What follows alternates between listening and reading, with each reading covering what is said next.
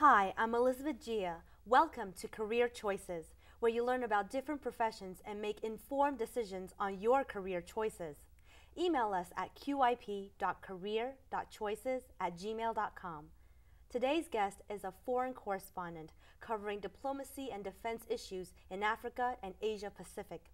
He has been a featured contributor for a number of news outlets, including The Diplomat and Al Jazeera English. He is also the current vice chair of the International Correspondence Committee at the National Press Club. Please join me in welcoming Mr. Eddie Walsh to share with us his life as a journalist. Mr. Walsh, thank you for joining us today. Thank you for having me.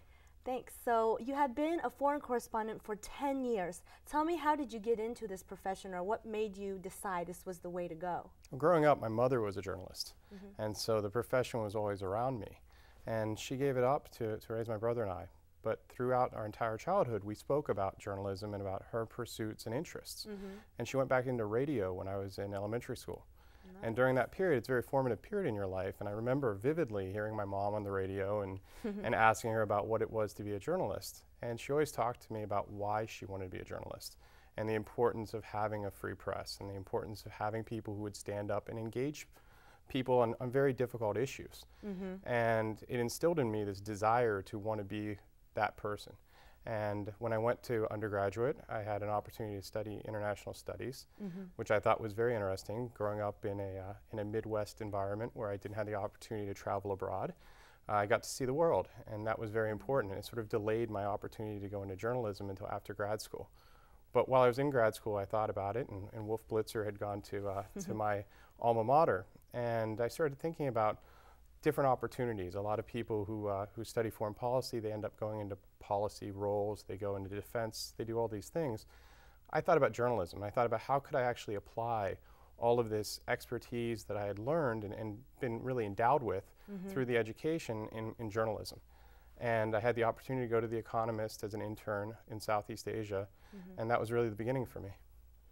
That sounds really exciting for just your education background and training. So you've shared with me one of the photos is at the White House. You just said that you have to ask some tough questions. Being a foreign correspondent, what kinds of questions do you ask the White House?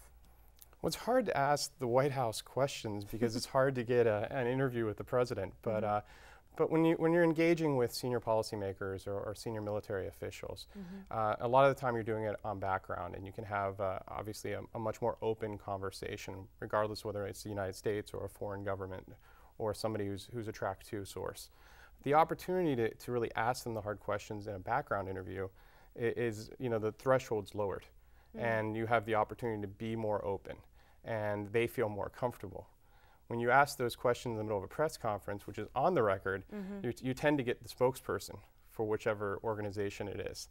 And you tend to get a response that is far less open, but is more on point with what the grand strategy is for the organization. I see. And why did you decide to focus on Asia or Africa? For me, I didn't start out saying I want to cover Asia, I want to cover Africa. I had not really traveled abroad until I went to college. And my freshman year, I had the opportunity to get out of the Midwest and explore the world a little bit. And I had roommates who were from abroad and from Asia and from the Middle East. And so I started traveling in those regions because I had friends that I could go and see and really be my tour guide to go through the region. And I just continued. And so the process for the next 5 years, I went to Africa, I went to Asia, I went to Europe. I had a chance to go to the Caribbean and parts of Latin America. And it was really sort of this developmental period for me to explore and see what I was passionate about. And when I graduated, it was the beginning of sort of the Asian century. The financial crisis was over in 1998, and the region was really starting